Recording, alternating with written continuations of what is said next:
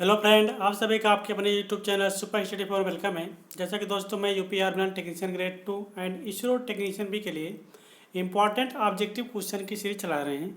तो उसी क्रम में आज मेरा 46 पार्ट है। इसके अलावा मैंने 45 पार्ट अभी तक अपलोड कर चुके हैं। यदि आप अभी तक हमारे 45 पार्ट नहीं देखे हैं तो आप हमारे चैनल की प्लेलिस्ट में जाके आप वहाँ पे हमारी जो प्लेलिस्ट है वो आपको UP army ISRO and DRDO के नाम से मिल जाएगी। उसी में आपको 46 पार्ट मिल जाएगा। आज का भी वीडियो उसी में आपको मिल जाएगा, ठीक है। इसी क्रम में दोस्तों, यदि आप हमारे यूट्यूब चैनल पर पहली बार विजिट कर रहे हैं तो हमारे यूट्यूब चैनल को सब्सक्राइब करें, वीडियो को लाइक करें और ज़्यादा से ज़्यादा शेयर करें। दोस्तों, आज का जो मेरा टॉपिक है ये micro computer and micro processor का है, ठीक है। तो इसमें से कुछ क्वेश्चन आज हमने माइक्रो कंप्यूटर्स रखे हैं। इसके अलावा आपको माइक्रो प्रोसेसर से मिलेंगे। तो एग्ज़ाम की दृष्टि से बहुत इंपॉर्टेंट है, क्योंकि जो माइक्रो प्रोसेसर होता है वो हर जैसे होता है ना, किसी भी एग्ज़ाम में, चाहे आपका यूपी आर्मी हो या इसरो हो या डीआरडीओ हो या आपका डीएमआरसी एनएमआरसी कोई भी एग्ज़ाम होता है, तो वहाँ पे जो ये होता है माइक्रो प्रोसेसर, वहाँ से 4 से 5, ठीक है, 4 to 5 नंबर के क्वेश्चन आते हैं वहाँ पे। तो सिंपल क्वेश्चन होते हैं, तो हमने सिंपल क्वेश्चन रखने के प्रयास किए हैं, ठीक है, जो आईटीआई की लेवल से बहुत इंपॉर्टेंट है। तो आइए दोस्तों शुरू करते हैं, ठीक है, ज़्यादा टाइम ना लेते हैं। देखते हैं आज का पहला क्वेश्चन क्या है। तो आज का हमारा पहला क्वेश्चन है, which of the following is not found in the motherboard of a personal computer. निम्न में से क्या पर्सनल कंप्यूटर के मदरबोर्ड में नहीं पाया जाता है, ठीक है। ये आपको बताना है कि जो कंप्यूटर पर्सनल कंप्यूटर होता है उसके मदरबोर्ड में हम क्या नहीं पाते हैं, ठीक है। क्या है कि डीएमए कंट्रोलर या प्रोग्रामेबल टाइमर या इंटरप्ट कंट्रोलर या वीडियो डिस्प्ले एडाप्टर, ठीक है। तो इसमें क्या होता है दोस्तों, इसमें ऑप्शन नंबर डी हमारा क्या है, वीडियो डिस्प्ले एडाप्टर जो होता है इसे हम नहीं पाते हैं, ठीक है। तो ऑप्शन नंबर डी हमारा करेक्ट हो जाएगा। इसी क्रम में देखते हैं अगला क्वेश्चन। पर्सनल कंप्यूटर से बेसिक इनपुट आउटपुट सिस्टम, ठीक है, बॉयस, इसका फुल फॉर्म भी पूछ लेता है कभी, इसका फुल फॉर्म क्या होता है। तो इसका फुल फॉर्म आप देख लीजिए, ठीक है। बॉयस का फुल फॉर्म क्या होता है, बेसिक इनपुट आउटपुट सिस्टम। बहुत ज़्यादा बार पूछा जाता है इसका फुल फॉर्म, ठीक है, कई बार एग्जाम में आया हुआ है। तो पर्सनल कंप्यूटर के बेसिक इनपुट आउटपुट सिस्टम को निम्न में कहाँ संचित करते हैं, ठीक है, कहाँ हम स्टोर करते हैं इसे। इसका काम क्या होता है, या रैम चिप में या रोम चिप में या रजिस्टर में या मैग्नेटिक टिप में, ठीक है, मैग्नेटिक टेप में। तो इसका हम प्रयोग कहाँ करते हैं, इसका हम प्रयोग करते हैं रोम चिप में, ठीक है। रोम होता है रीड ओनली मेमोरी, ठीक है। तो रीड ओनली मेमोरी चिप में हम इसका प्रयोग करते हैं। तो ऑप्शन नंबर बी हमारा करेक्ट हो जाएगा। दोस्तों, आज के एकदम बेसिक क्वेश्चन है जिनको आप रटना है, ठीक है। आप आसानी से रट सकते हो, ये आपकी परीक्षा की दृष्टि से लिए बहुत ही इंपॉर्टेंट है, ठीक है। हम आशा करते हैं आपको वीडियो पसंद आ रही होगी। तो वीडियो पसंद आएगी तो वीडियो को लाइक करें, शेयर करें, चैनल को सब्सक्राइब जरूर करें, ठीक है। इसी क्रम देखते हैं अगला question. Program which translate an assembly language program into binary machine language is know as. एक असेंबली लैंग्वेज प्रोग्राम की बाइनरी मशीन लैंग्वेज में परिवर्तित करने वाले प्रोग्राम को क्या कहते हैं, ठीक है। असेंबली लैंग्वेज प्रोग्राम को हम बाइनरी प्रोग्राम लैंग्वेज में चेंज करने के लिए जिस सॉफ्टवेयर का हम प्रयोग करते हैं, जिस प्रोग्राम का प्रयोग करते हैं, उसे हम क्या कहते हैं। असेंबलर कहते हैं, बी ट्रांसलेटर कहते हैं, सी इंटरप्रेटर कहते हैं या डी कंपाइलर कहते हैं। तो क्या होता है दोस्तों, ये हमारा होता है क्या, ये हमारा असेंबलर होता है, ठीक है। असेंबलर क्या होता है कि जो हमारी असेंबली लैंग्वेज होती है उस असेंबली लैंग्वेज को मशीन लैंग्वेज में कन्वर्ट करता है। बहुत इंपॉर्टेंट क्वेश्चन है, आप इसे very very important question series में रख लें। अगर माइक्रो कंप्यूटर से कोई भी क्वेश्चन आएगा तो ये वाला क्वेश्चन आपको जरूर मिलेगा, ठीक है। तो ऑप्शन नंबर ए हमारा करेक्ट है, असेंबलर, ठीक है। इसके अलावा जो हमारा ट्रांसलेटर होता है, इंटरप्रेटर होता है, कंपाइलर को मैं बता देता हूँ कि ट्रांसलेटर क्या होता है। ट्रांसलेटर का काम क्या होता है कि एक भाषा के प्रोग्राम को दूसरी भाषा में बदलना, ठीक है, एक लैंग्वेज को दूसरी लैंग्वेज में चेंज करना, ठीक है, ये हमारा ट्रांसलेटर का काम होता है। और इंटरप्रेटर क्या होता है कि एक हाई लेवल लैंग्वेज जो होती है, हाई लेवल लैंग्वेज को जो है निम्न लैंग्वेज मतलब मशीनी भाषा में चेंज करना हमारा इंटरप्रेटर काम होता है, ठीक है। इसके अलावा हमारा कंपाइलर भी होता है, ठीक है, कंपाइलर भी यही करता है। तो इसी क्रम देखते हैं अगला क्वेश्चन। दोस्तों, थोड़ा देखिए कि इसमें बेसिक अंतर क्या होता है, ठीक है। जो बेसिक अंतर होता है इंटरप्रेटर और कंपाइलर में, इसको मैं बता देता हूँ, ठीक है। कभी कभी पूछ लेता है इस क्वेश्चन को। तो हमारा जो इंटरप्रेटर होता है ना, इंटरप्रेटर काम का होता है कि एक बार में वो एक स्टेटमेंट को, ठीक है, अगर एक स्टेटमेंट को आपने लिखा तो इस स्टेटमेंट को क्या करेगा कि वो उसे इंटरप्रेट करेगा, ठीक है। लेकिन कंपाइलर क्या होता है कि आपका पूरा स्टेटमेंट, मान चलिए हमने लिखा programming which translate and assembly language program into binary machine language, इतने जो लिखा हमने इस पूरे पैराग्राफ को वो एक साथ में जो है, ठीक है, ट्रांसलेट कर देता है। तो यही कार्य होता है उसका, कंपाइलर का और इंटरप्रेटर का। इंटरप्रेटर 1 बाय 1 करता है और पूरा एक साथ में करता है। यही बेसिक डिफरेंस होता है इंटरप्रेटर और कंपाइलर में। कभी कभी क्वेश्चन पूछा जाता है कि 1 बाय 1 ट्रांसलेट करने वाला सॉफ्टवेयर कौन सा होता है, तो आप वहाँ पर टिक मारेंगे इंटरप्रेटर, या एक साथ सभी को ट्रांसलेट करने वाला कौन सा होता है, तो कंपाइलर। तो ऐसे क्वेश्चन पूछता है एग्जामिनर, ठीक है। बाकी ज़्यादातर क्वेश्चन आपको असेंबलर से ही मिलेगा, ठीक है, क्योंकि ये वाला क्वेश्चन बहुत इंपॉर्टेंट है, कई बार एग्जाम में आया हुआ है, ठीक है। तो इसी क्रम देखते हैं अगला क्वेश्चन।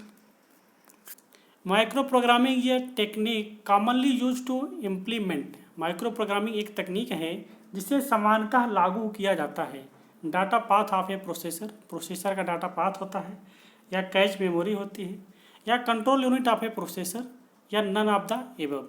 तो हमारा जो माइक्रो प्रोग्रामिंग होती है वो प्रोसेसर का कंट्रोल इकाई होती है, ठीक है। तो control unit of a processor, तो ऑप्शन नंबर सी हमारा करेक्ट है। इसी क्रम में देखते हैं अगला question.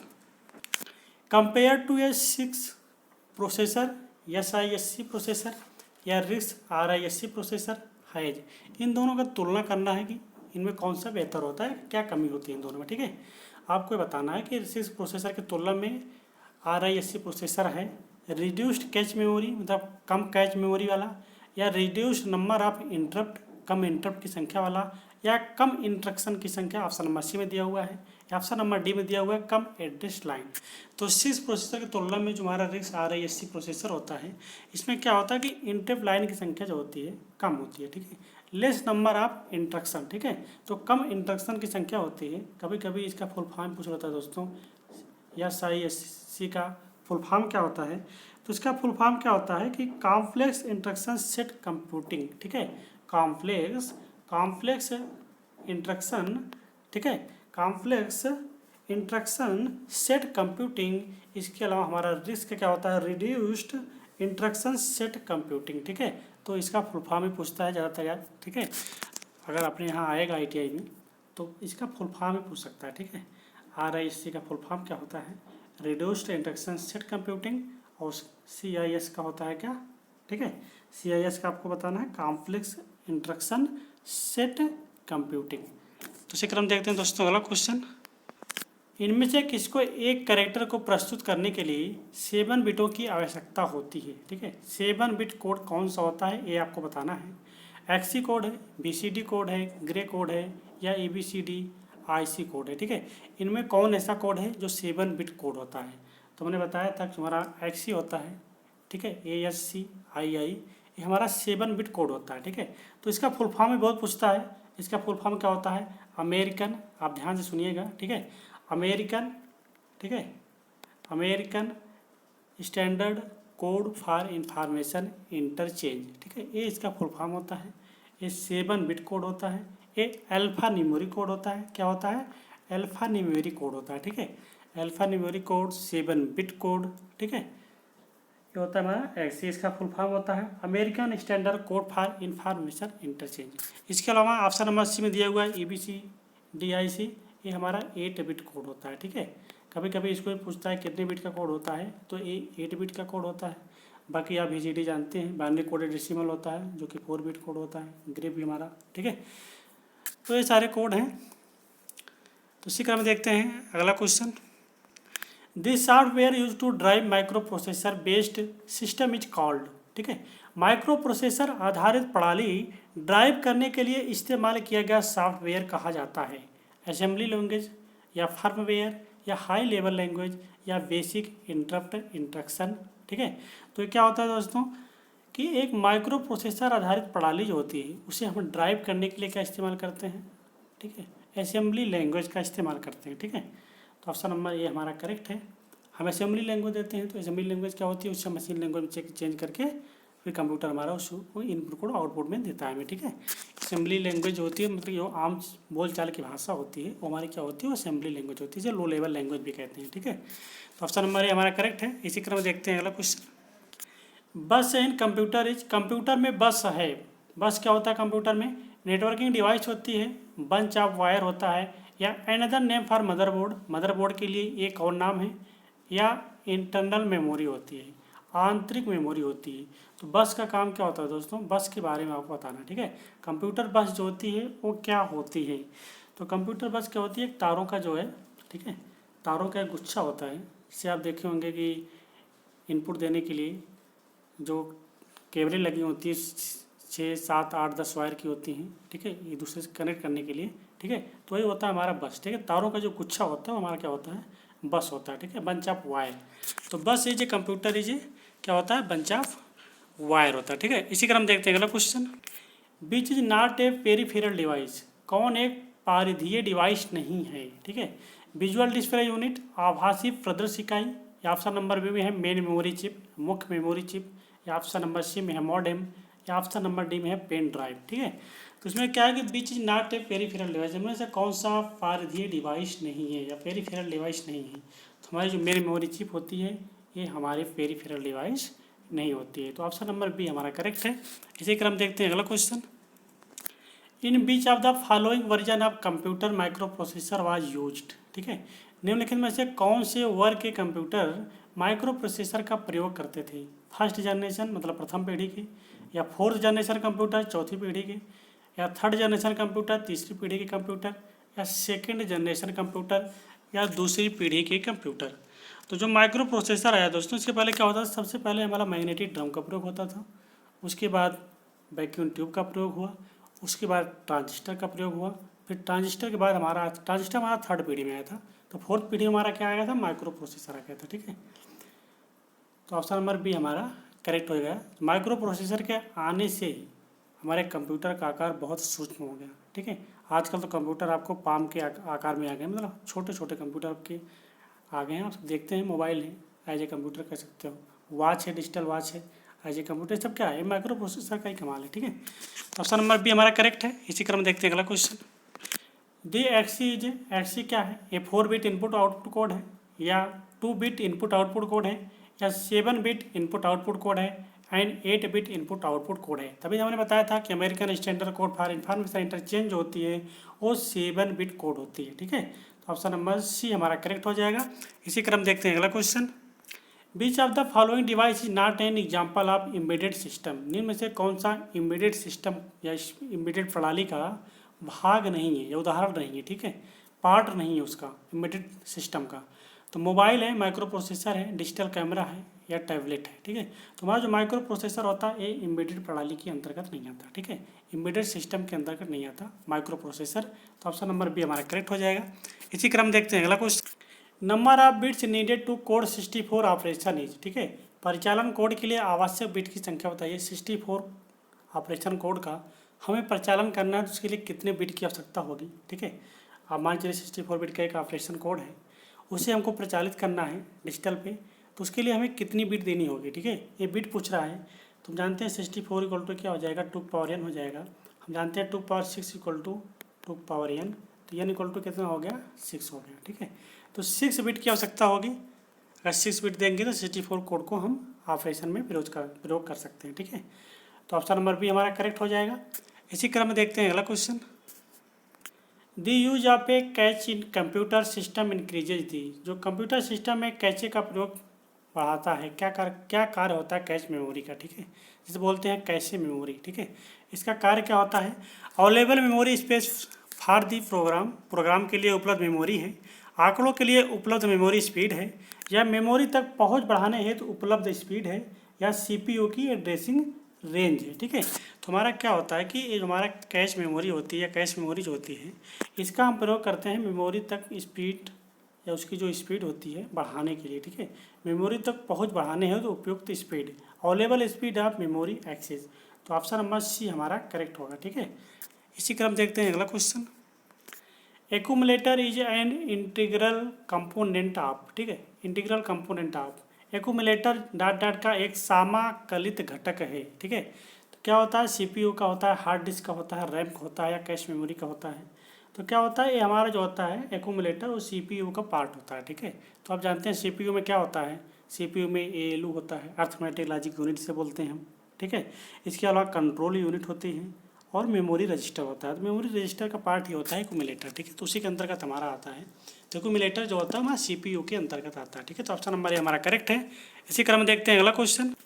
Fastest memory cell is, ठीक है, सबसे तेज मेमोरी सेल है दोस्तों। ये भी वेरी वेरी इंपॉर्टेंट, ठीक है, बहुत ही इंपॉर्टेंट क्वेश्चन है, ये भी कई बार आएगा, ठीक है। अगर इस बार यूपीआर आएगा तो ये वाला क्वेश्चन आपको जरूर मिलेगा, ठीक है, क्योंकि बहुत इंपॉर्टेंट क्वेश्चन है, इसकी पूछे जाने की प्रायिकता बहुत ज़्यादा होती है, ठीक है। तो क्या है कि फास्टेस्ट मेमोरी सेल है, सबसे तेज मेमोरी सेल है बबल मेमोरी, सेमीकंडक्टर रैम, या सेमीकंडक्टर मेमोरी, या सुपर कंडक्टर मेमोरी, ठीक है, अति चालक मेमोरी से बोलते हैं। तो सबसे फास्ट सबसे तेज मेमोरी जो होती है हमारी, वो होती है हमारी अर्धचालक मेमोरी, ठीक है। ऑप्शन नंबर सी हमारा करेक्ट हो जाएगा। Semi conductor memory is a fastest memory, ठीक है। तो सबसे तेज मेमोरी जो होती है वो अर्धचालक मेमोरी होती है। तो ऑप्शन नंबर सी हमारा करेक्ट है। इसी क्रम देखते हैं, the number of bits needed to address 4K memories, ठीक है, 4K मेमोरी का एड्रेस के लिए कितने बिट की आवश्यकता होगी, ठीक है। जो हमारा 4K मेमोरी है इसके लिए हमें कितने बिट की आवश्यकता होगी, तो मैं इसको बताया था निकालने का आसान सा तरीका, 4 × K।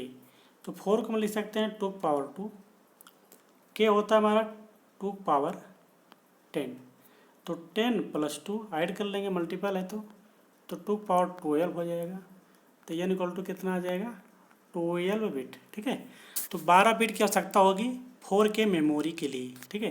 तो इसकी जो एड्रेस लाइन है कितना है, 12 है, जो कि ऑप्शन नंबर सी हमारा करेक्ट है, ठीक है। इसी क्रम में देखते हैं अगला क्वेश्चन। दोस्तों देखिए इस तरह क्वेश्चन बहुत इंपॉर्टेंट है, ठीक है। हमको इस तरह क्वेश्चन आपको बताने की ज़रूरत इसलिए है क्योंकि इस तरह के क्वेश्चन में ITI के पेपर में, मेरे पास कई पेपर हैं ITI के, ठीक है, तो उसमें मैंने इस तरह के क्वेश्चन देखे हैं। तो मैक्सिमम लोग इस तरह के क्वेश्चन को छोड़ देते हैं, ठीक है।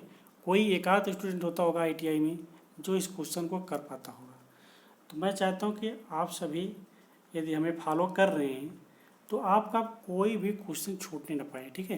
तो DMRC मेंटेनर में मैंने 2016 के पेपर में देखा है क्वेश्चन, 2018 के पेपर में देखा है, और 2020 के पेपर में भी ये क्वेश्चन देखा है।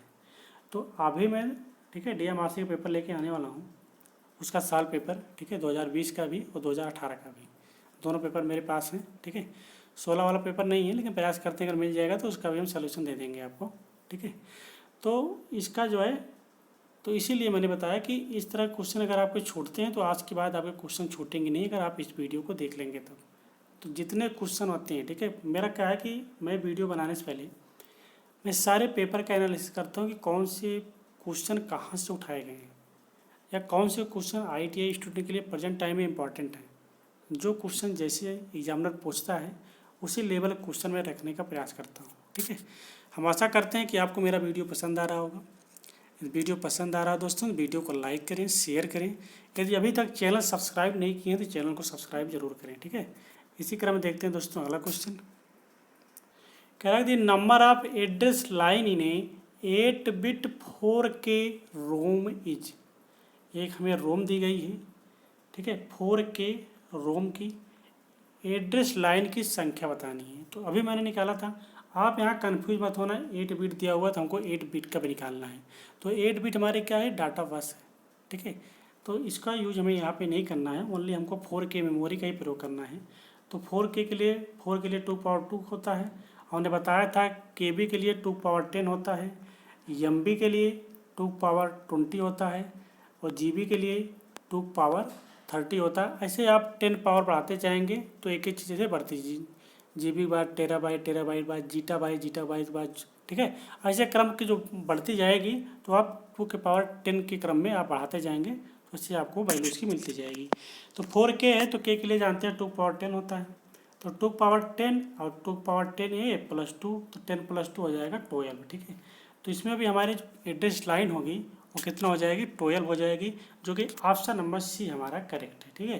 तो इसी तरह क्वेश्चन, सिंपल से क्वेश्चन एग्जामिनर पूछता है जो कि 1 सेकंड का होता है, आप आसानी से लगा सकते हो। क्वेश्चन देखो तो सॉल्व करने की ज़रूरत ही नहीं है। के देख लिए, के मतलब 10 हो गया, 4 है तो 2 हो गया, 10 + 2, आप 2 सेकंड में से आराम से ऑप्शन नंबर सी मार के चले जाते। लेकिन जब आपको पता नहीं होगा तरीका लगाने का तो शायद आप इस क्वेश्चन को स्किप करके चले जाते, ठीक है। तो सिर्फ 2 सेकंड का होता है, आसानी से आ जाता है। इसी क्रम देखते हैं अगला question. For which one of the following ultra violet light it use to erase the stored contents, ठीक है। नीचे दी गई कौन सी पराबैंगनी प्रकाश संग्रहित सामग्री को मिटाने के लिए प्रयोग किया जाता है। प्रोग्राम है, मतलब P रोम है हमारा, या EP रोम है, या EEP रोम है या PLA है। ठीक है, तो हमारा क्या होता है कि जो हमारा इरेजेबल प्रोग्राम में रीड वाली मेमोरी होती है, जो कि ऑप्शन नंबर बी में दिया हुआ है, इसी का हम प्रयोग किया जाता है। ठीक है, तो ऑप्शन नंबर बी हमारा करेक्ट होगा। देखिए DRDO 2008 में आया था, सिंपल सा क्वेश्चन है। ठीक है, ये रटने की चीज़ें हैं, अब इसे आसानी से रट सकते हो। इसी क्रम देखते हैं अगला question. The basic memory cell in a D RAM is a, D RAM में आधारभूत स्मृति सेल है, मॉसफेट है, कैपेसिटर है, कैपेसिटर एंड मॉस स्विच है, या फ्लिप फ्लॉप है। तो हमारा जो डी रैम होता है जिसे बोलते हैं हम डायनेमिक रैम, ठीक है, रैंडम एक्सेस मेमोरी होता है D RAM, dynamic random access memory इसका फुल फॉर्म होता है। ठीक है, इसमें हम प्रयोग क्या करते हैं, कैपेसिटर एंड मॉस। ठीक है, कैपेसिटर एंड मॉस का प्रयोग करके इस मेमोरी को बनाया जाता है। ठीक है, तो ऑप्शन नंबर सी हमारा करेक्ट हो जाएगा। दोस्तों कल मैंने एक क्वेश्चन दिया था, तो किसी कैंडिडेट ने उसका आंसर नहीं दिया, तो हमको ऐसा लगा कि क्वेश्चन आपको समझ में नहीं आया था। ठीक है, तो हमने बोला था कि आपको ट्रैप की वेक्टर लोकेशन बतानी है। इसकी ट्रैप की वेक्टर लोकेशन मैंने पूछा था, मैंने उसकी वैल्यू बता दी थी, कितना होता है 4.5 होता है। जिसे आप अच्छे से समझिएगा, क्योंकि क्वेश्चन बार बार आता है, वेक्टर लोकेशन निकालने का माइक्रो प्रोसेसर का क्वेश्चन है। ठीक है, तो 4.5 को क्या करना होता है हमें, 4.5 में पहले हम 8 का मल्टीप्लाई करेंगे। जब 8 का मल्टीप्लाई करेंगे तो 8 पंचे, ठीक है, 40 का शून्य, हासिल गए 4। ठीक है, तो 8 चौक 32, 32 4 36, एक अंक में तो सलमो हम लगा दिया, कितना आ गया हमें 36 आ गया। अब इस 36 को हमको चेंज करना है हेक्साडेसिमल में। क्या करना है, इस 36 को चेंज करना है हमें हेक्साडेसिमल में, तो इसको हेक्साडेसिमल में चेंज कर लेते हैं। ठीक है, तो 16 दूना 32 हो गया, 32 4 36 होता है, ये 4 हो गया। ठीक है, फिर हम 16 से डिवाइड किए, यहाँ 0 हो गया, यहाँ 2 हो गया, इसको हम ऐसे लिख देते हैं। ठीक है, तो हेक्साडेसिमल को लिखने के लिए, क्योंकि 4 डिजिट में लिखा जाता है, तो क्या होता है 0024, हेक्साडेसिमल लगा देते हैं H। तो हमारा क्या है, ट्रैप की हमारी वेक्टर लोकेशन है 0024H। ये बहुत इंपॉर्टेंट क्वेश्चन है दोस्तों, अगर आपको निकालना नहीं आता, पहले तो मैंने बता दिया निकाला कैसे जाता है, क्योंकि किसी स्टूडेंट ने इसका आंसर नहीं दिया था, तो इसलिए मैंने सोचा कि इसको हम बता देते हैं आपको फिर से, क्योंकि मैंने आपको RST 7.5 का आंसर मैंने आपको बताया था, निकाल के कैसे निकाला जाता है। मैंने ट्रैप का बता दिया कैसे निकाला जाता है, फिर मैं आपको दे रहा हूँ आज आपको RST 6.5 की वेक्टर लोकेशन बतानी है। RST 6.5 की वेक्टर लोकेशन बतानी है, आप सभी निकाल के इसी कमेंट सेक्शन में आंसर देंगे। ठीक है, जैसे मैंने 4.5 का निकाला है, 7.5 का निकाला है, उसी क्रम में आपको RST 6.5 का निकालना है। ठीक है, क्योंकि बहुत इंपॉर्टेंट क्वेश्चन है, ये वाला भी क्वेश्चन मंडेनर DMRC में इस बार आया था 2020 वाले पेपर में। ठीक है, तो हम आशा करते हैं कि आप सभी इसका आंसर देंगे। इसी क्रम देखते हैं अगला question. In micro processor based system DMA refer to, microprocessor आधारित सिस्टम में DMA को संदर्भित करता है, direct memory access for the user, या direct memory access for the microprocessor, या direct memory access for the microprocessor and user, या direct memory access for the input output devices. तो option number D हमारा correct है। ठीक है, DMA जो होता है हमारा, वो direct memory access for the input output devices के लिए प्रयोग किया जाता है। ठीक है, तो ऑप्शन नंबर डी हमारा करेक्ट है। इसी क्रम देखते हैं अगला क्वेश्चन।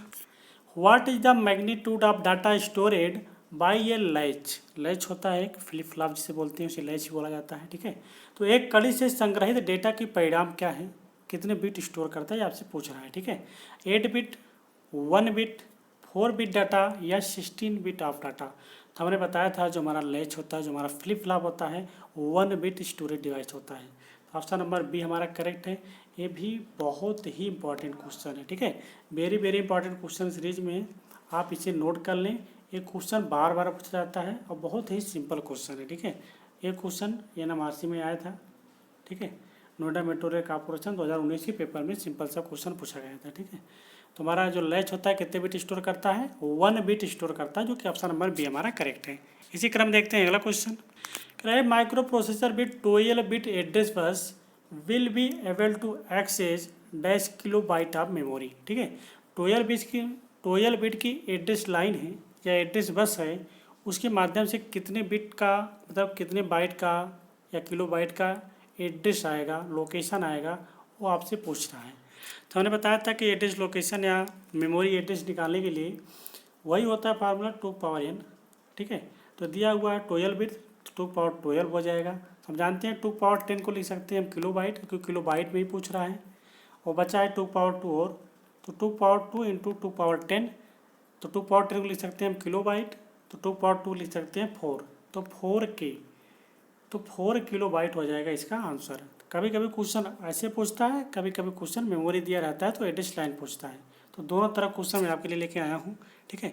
तो कभी कभी क्या होता है कि एड्रेस लाइन दी होती है और आपसे मेमोरी पूछ लेता है, कभी कभी मेमोरी दी होती है और आपसे एड्रेस लाइन पूछ लेता है। तो दोनों आप आसानी से लगा सकते हो। तो इसका ऑप्शन नंबर डी का ही सही हो जाएगा, 4K मेमोरी, ठीक है। इसी क्रम देखते हैं अगला क्वेश्चन। कॉम्पैक्ट डिस्क या CD जो होती है हमारी, वो किस प्रकार की मेमोरी होती है, ठीक है। ये आपको बताना है। CD is which type of memory. तो CD हमारी किस प्रकार की मेमोरी होती है?